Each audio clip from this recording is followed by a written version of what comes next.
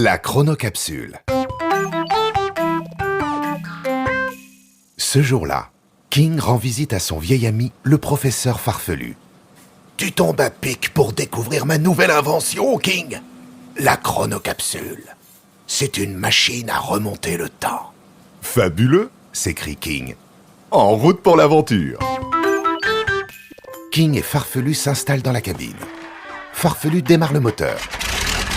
Aussitôt, une odeur sucrée se répand dans l'atelier.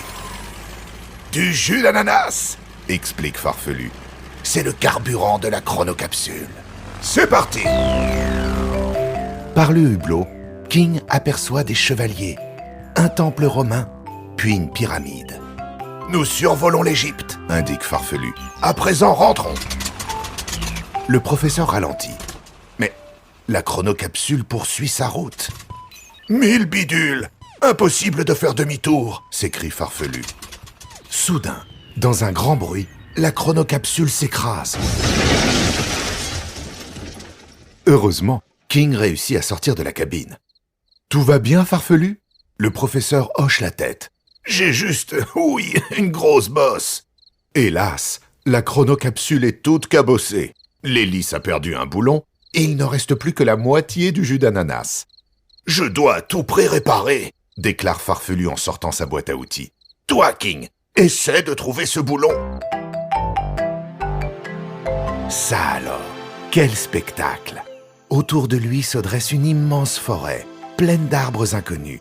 Certains sont couverts de lianes, d'autres portent de grosses baies jaunes. Tout à coup, près d'un buisson, King aperçoit quelque chose qui brille. Le boulon! Le lion se précipite pour le ramasser.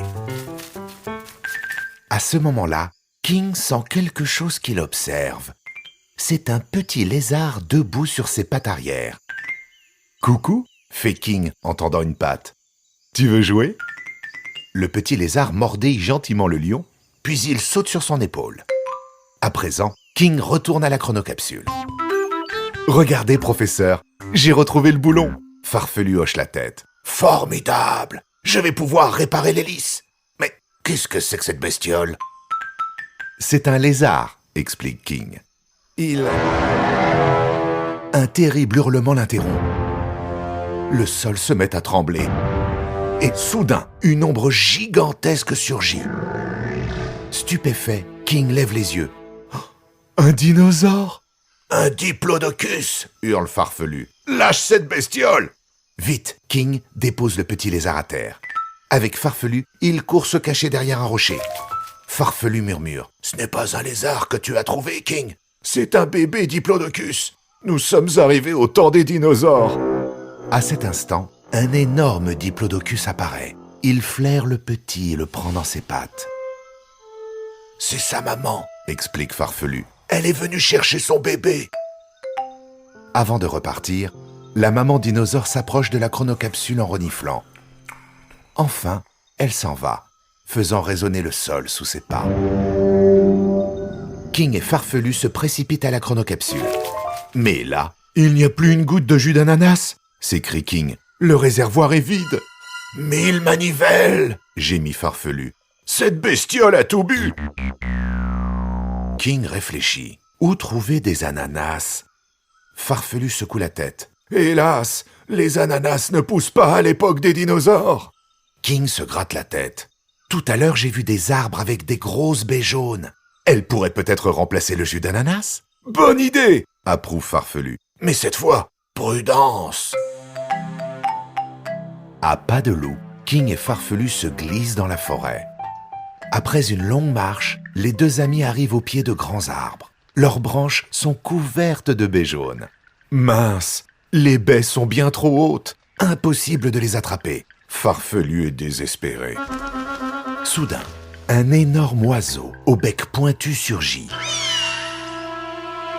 Dans ses serres, il tient une petite créature prisonnière. « Un ptérodactyle !» crie Farfelu. « Regardez, professeur !» ajoute King. « Il a capturé le petit diplodocus. »« Lâche ce bébé, sale bête !» crie Farfelu. Farfelu fait de grands gestes, mais le ptérodactyle n'a pas peur. Que faire? « Je sais !» s'écrie King. Le lion prend une grande inspiration et pousse son plus beau rugissement. Son cri retentit dans toute la forêt. Effrayé, le ptérodactyle lâche le bébé dinosaure et s'enfuit. King se précipite pour attraper le petit. Sauvé! N'aie pas peur, gentil bébé. La maman Diplodocus apparaît. Son ombre immense se dresse devant le lion. « Sauve-toi, King !» crie Farfelu. Trop tard, la maman se penche vers King. Elle ouvre grand sa gueule et lèche le museau du lion. Un bisou de dinosaure. King a sauvé son petit. Le lion rit. C'est sa façon de me remercier. Oh, voilà qui me donne une idée. L'ascenseur Diplodocus est mieux que la courte échelle. Grâce à la maman dinosaure, King réussit à récolter les belles baies jaunes. Bravo, King! Applaudit Farfelu. À présent, retournons à la chronocapsule. King verse les baies dans le réservoir de la machine. Farfelu allume le moteur. La chronocapsule tout saute, crachote et démarre. Hurrah! S'écrie Farfelu. Et maintenant, rentrons. Quelques instants plus tard, la chronocapsule atterrit à l'atelier de Farfelu. Quelle incroyable aventure! S'exclame King.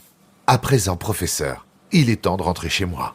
Mille merci, mon ami, répond Farfelu. Tu nous as sauvés. King hoche la tête. À bientôt, professeur, pour votre prochaine invention.